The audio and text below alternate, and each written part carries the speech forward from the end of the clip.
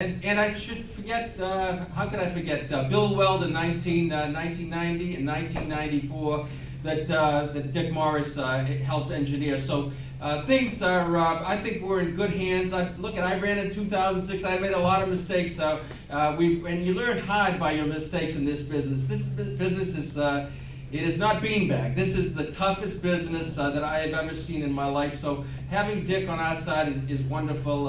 This is the only campaign here in the country that he's going to be doing. And I think that he knows if we do well and we're going to work real hard, that it sends a message to the Republicans in 2012 that you can go out and you can run on the record of the incumbent, whether you're running for Congress, United States Senate, or whatever. And we have a chance to really turn this country around and to create some solutions as to what is happening to us right now. So I'm thrilled that Dick's with us. We have a great team. But for me, you know me. You know me. I'm not a stranger to you. I'm a son of Massachusetts. I was born down the road in Brockton, Massachusetts. And the first time I came to the Cape with my family, my brother and sister, was in 1954. And I'll never forget going across that first dune down on Nick Trail and Papaneset Beach and just smelling the water and smelling the air and listening to the ocean and to the birds above and all. And I fell in love with Cape Cod. This little island is a very, very special place. And my wife and I and our son and daughter have chosen to make this our year-round residence. And it's something that was always a dream for me. But certainly a dream for me is becoming your governor. I will work tirelessly. I will earn this. I will not leave any stone unturned. But I got to tell you, job one for me right now is to rebuild the Republican Party, because we can win the corner office. There's no doubt in my mind. You saw the poll a couple weeks ago, the 500 poll sample Rasmussen poll that had us ahead of Deval Patrick. Tell the other candidates. We can win the corner office.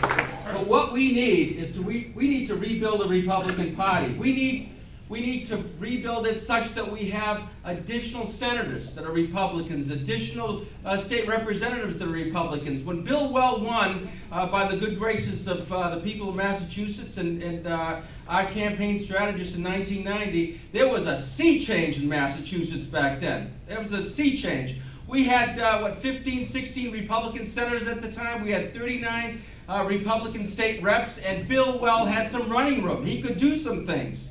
And that's what we need right now. And people are angrier today, and they're looking for change more so today than they were in 1990. This is a different time.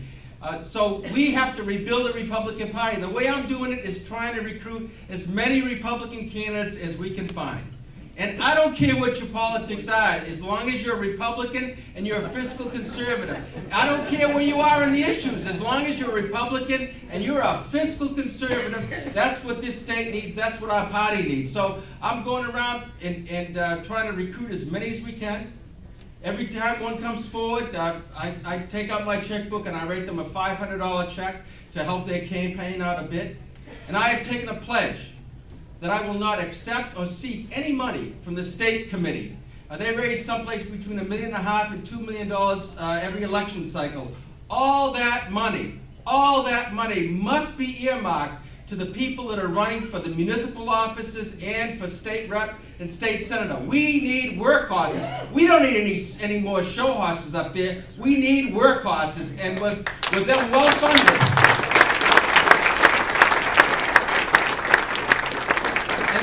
Them well-funded, like they've never been before. Because in the past, people at the top of the ticket, whether it's Weld or Salucci or Swift or Romney or whomever, they take all the money, and there's nothing left for these workhorses that we need each and every day up on Beacon Hill. So that's what I'm trying to do, is rebuild this party. That is job one for us. Now, there's no more weeping.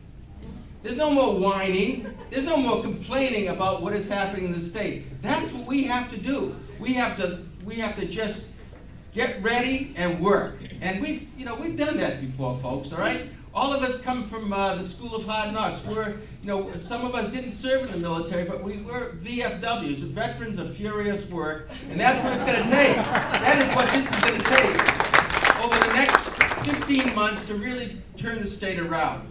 Now look, I got to tell you, there's another announced Republican candidate for governor that's come forward. I think that is wonderful. A contested primary, something that our party hasn't had since 1998. And back in 1998, we had a few senators and a few reps up there. But without a contested primary where you can test your skills, hone your talents and everything, and get your crew out there working real hard each and every day, the Republican Party isn't going to come back. So we have a contested primary. And I think it's wonderful for the state, it's wonderful for our party, and it's wonderful for this process. So I'm ready. And now let me make this real easy for you too. If you are looking for a candidate that's an insider, an institutional Republican, right? An elitist, one of the elite Republicans and all, then you're with the other guy, okay? You are absolutely with the other guy. But if you're looking for a populist Republican, someone who has stood up to big business, big labor, big government, and big media, who's an outsider, and no one is ever going to confuse me with an insider, folks, all right? There'll never be that confusing angle in my campaign now. Then I'm your candidate. I'm your candidate. I'm not looking for another office. I'm not running for another job or looking for another office, all right? All I want to do is for you, in about 15 months, I want you to be my boss. I want you, what I'm going to do right now is what I'm going to do when I'm governor. If God is good and we work real hard and things work out. My cell number is 617-653-8111. It's always on, as my wife will attest. You can call me anytime and you can tell me what's on your mind. You can talk to me. I'm not going to have a huge cadre of folks around me that are going to surround me and keep me from the people of Massachusetts. I want you to be my boss in 15 months, all right? 617-653-8111. We have a lot of great ideas. We think we're an outsider. The fact that we're going to take on these folks and by golly, we're going to have some more Republican senators and reps elected with us in 15 months. But we're not afraid. You've seen me in action at the Big Dig. Everything I said came true. When we were telling you what was happening and this thing, that I wouldn't allow my children to ride through that in 2003 and 2004, before anything happened, I told you about it. I got my brains beat in because of it at the Turnpike Authority, but we were right. And that's what we need in government, is transparency, accountability, people telling you the truth, okay? And that's what only someone that is a son of Massachusetts or a daughter of Massachusetts that serves in public service will tell you. Our state is what we love. We love being here. We love everything about it. And we hate what is happening to the Commonwealth of Massachusetts. So I've gone on too long. I'm going to get down right now, and I'd like to talk to you. Please, you've got my cell number. You can call me anytime, all right? What politician do you know? Well, I'm not a politician yet, and I proved it in 2006. I was not a good politician, all right, folks?